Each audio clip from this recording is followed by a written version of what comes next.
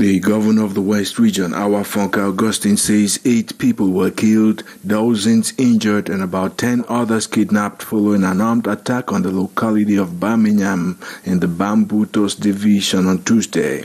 The governor's assessment follows unconfirmed reports that put the casualty figure far higher.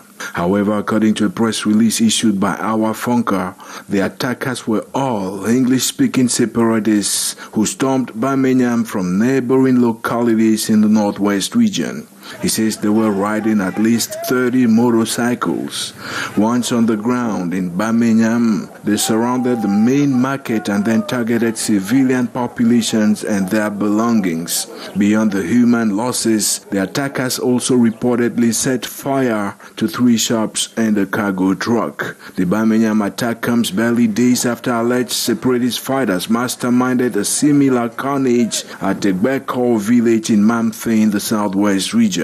The November 6 attack left at least 25 people dead. Since 2017, the northwest and southwest regions of Cameroon have been in the grip of armed confrontations, pitting the army against secessionist groups blamed for a stretching list of assassinations, kidnappings, and property damage, amongst others. Last July, Amnesty International raised eyebrows over the number and frequency of atrocities suffered by civilians, citing extrajudicial executions, homicides including of women and children, as well as torture and rape.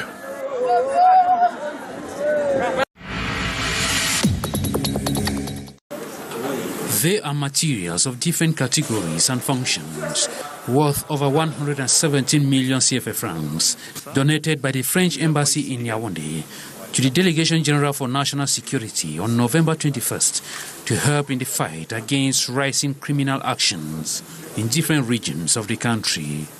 C'est un travail commun qu'on a avec la police camerounaise. It is a collective work that we have with the Cameroonian police. 4th-class equipments that can be used during war. It permits the police to work with serenity within sensible zones. It protects the police officers to better protect the population.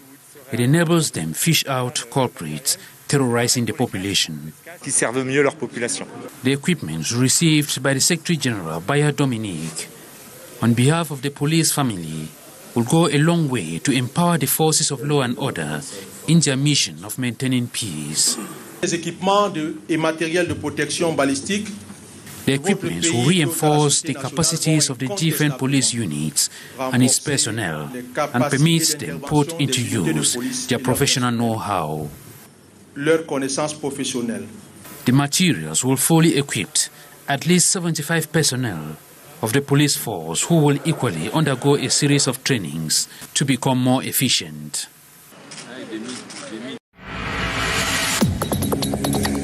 Transportation costs in Chang have skyrocketed, causing distress among residents. A distance of 100 francs now costs 200 francs. This price increase has made it difficult for the local population, particularly students, to afford transportation.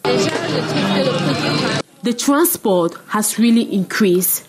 The distance where at first we could pay 100 francs is now 200. At first, it was 150, but now it's 200. One of the primary factors contributing to the surging transport costs is the steep rise in fuel prices, coupled with the deteriorating condition of the route. As fuel prices continue to increase, riders find it challenging to maintain affordable price for their passengers. The price of fuel has truly increased. Here in Chang, there are high hills. We can't double passengers as in Douala. This is the reason the price has increased. Aside from the bad state of roads and fuel price increase that has led to high transport fare, several bike riders can't get access to some areas without having their complete document, making it possible for them to increase the price. Betwa, a city in the eastern of Cameroon, is currently experiencing a flourishing white yam season, bringing excitement and economic prosperity to the region. We can find tubers of white yams in every corner of the market here in Betwa. Even with the rains, the farmers do not give up. When there is rain, there is no problem. When you know your work, even with the rain, you can still harvest normally. Trucks and bags filled with the tubers as well as smaller heaps all have different prices. The cost vary depending on the buyers. We give prices according to customers. We have some for 500 francs, 1,000 francs, 2,000 francs for the smallest quantity. Ngona is a seller and a yam cultivator.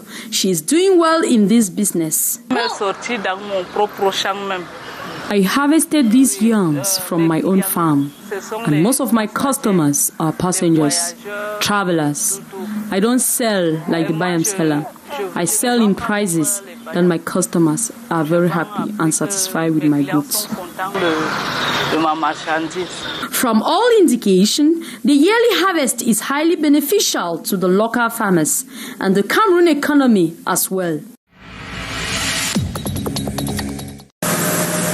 In this huge crate are doses of the RTS vaccine, which left Britain on this flight and landed at the Yaoundé-Simalène International Airport on the night of November 21st, 2023. Developed by the pharmaceutical firm GSK, the vaccine is coming to the rescue of the Cameroonian population as well as the entire sub-region, which is still highly affected by malaria. Actually, worldwide, 1 child under 5 dies every minute from malaria. So this vaccine is there to protect the most vulnerable. 95% of cases and deaths occur in our region. The vaccine is endorsed by the World Health Organization after a thorough testing in different countries. It is therefore said to be a historic moment for the fight against malaria in Cameroon. WHO played an important role in ensuring through evaluations in 3 countries in Africa, in Kenya, in Malawi, and in Ghana, to make sure that the vaccine is safe. Over 1.7 million children in those 3 countries have already received the vaccine, and the vaccine has been found to be safe for children.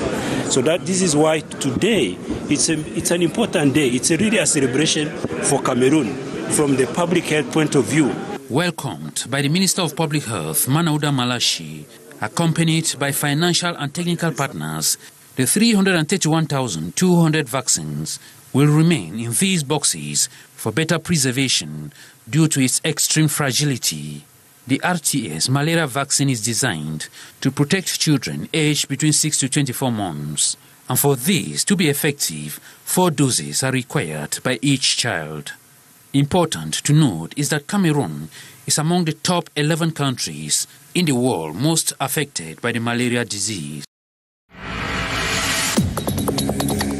The COVID-19 pandemic and the Ukrainian war has caused devastating effects on the economies of Central African states. Credit rates have noticed a sharp rise as well as increased volatility in the financial markets. With a challenging financial context, governments and other stakeholders are seeking sustainable finance to invest in some priority sectors. We have an ambitious program to become an emerged country like most other African countries.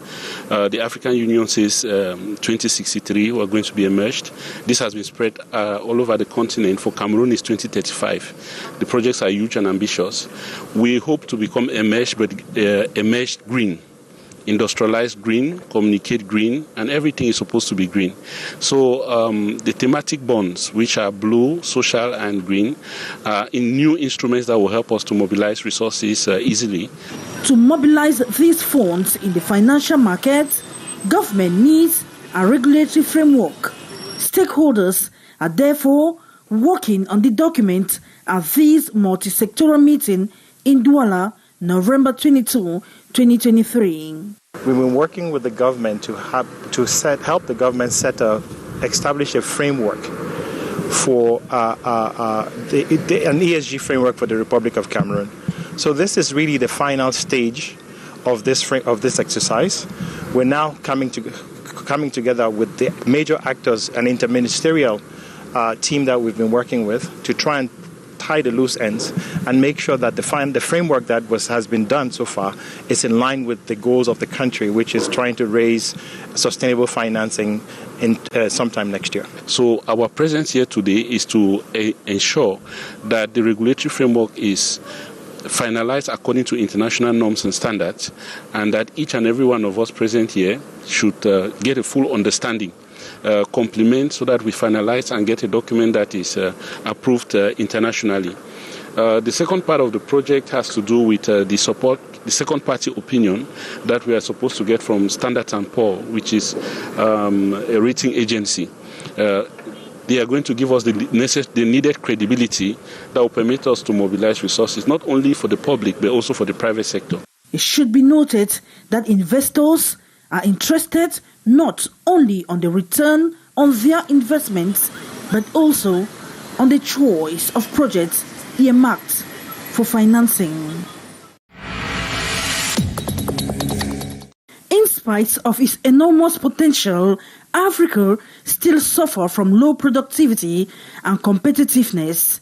As a result, the continent remains at the bottom of the global value chain. The manufacturing sector contributes less than 12% to the GDP of most African economies and only 1.9% to global manufacturing. Our infrastructure are not adapted. We still have low development capital contributions, meaning that our contribution to global value chains are so small, meaning that if you look at value chains in production, distributions, as well as certifications, African countries, their contributions are very low. Apart from these challenges, energy has also been identified as a real hurdle to Africa's industrialization. One main issue concerned regarding that problem of industrialization is the matter of energy. It is a lack of energy. We have not really succeeded on developing a real solution on energy matters, and that's why we are still at the back of the line concerning industrialization. To these experts, economic diversification, human capital, and change of mindsets could contribute in speeding up the industrialization process in Africa. We need to continuously push in for what is called human capital development. We need to foster regional trade with the African Continental Free Trade. Goods are to be traded. And when we talk about goods, we are talking about manufacturing goods. So we have to invest a lot of capacity building. We need to get the right machines. And when we talk about machines, we should create what is called multi-purpose transformation or processing units, machines that will facilitate people across the board to be able to carry out industrial transformations. For me, you have to change the mindset of the population, our manner of consumption, in order to work in our mindset to consume our own project, and that will oblige us to work on our industrialization to produce more and have a certain autonomy in our consumption. Exporting raw material only leads to the vulnerability of most African nations. There is therefore the need to rapidly diversify economies to close the gap between the rich industrialized nations and underdeveloped countries. The Dominic Savio Catholic Church was full to capacity with friends, family members, fans, and music colleagues to Stanley, Enos, who streamed to pay their last respect to the father of the urban music star who died at the age of 76. Fondly referred to as Eipe, Papa Aeroplane, Stanley's father is known to have played an important role to shape his son's music career. During the Requiem Mass, the clergy urges each and everyone not to give excuses in life, but enjoy every little time and thing they have while still alive. It was a national moment points for the mourners who provided comfort to the aggrieved urban music star. The gentle soul of his father rest in peace. He has lived for 76 years, and many people don't have the grace to live this long. Stanley is a brother, he's a colleague, and most especially, he is a key actor in the cultural industry. And because I am also a key actor in this industry, we have to support each other in times of pain, like in times of joy. Toutes mes condoléances sont encore renouvelées, qu'il soit fort. Je sais que perdre un être cher, c'est pas facile du tout. Et qu'il sache que nous sommes avec lui pour le soutenir dans cette dure épreuve. One of Stanley's siblings paid tribute to the father. It's very difficult to lose a loved one, but remember, Papa has fought the Bakassi War. He has fought even the Makiza. Several times he left us home, going to the war front. We thought he was going to fall at the war front, but he didn't fall there. He lived 26 years after retirement, so we are happy that he went. Just that the manner in which he went very sick. The farewell mass for the late father of Stanley Enos was a deeply emotional event that showcased the immense love and admiration held for the departed soul.